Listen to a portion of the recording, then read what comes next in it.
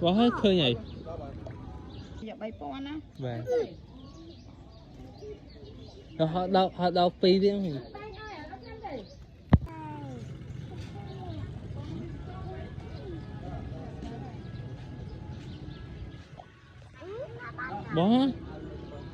Bó hết khơi nhỉ. Nhằm khuôn anh đã bó ra.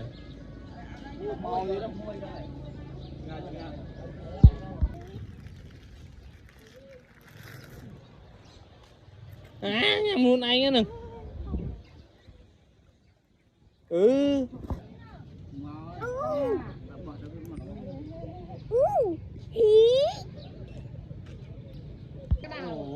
Không mấy. I need this video. Wow.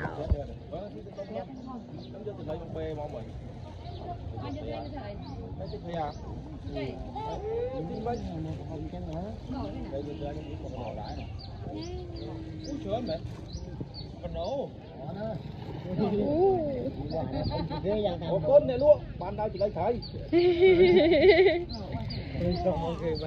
Hả? Someone again.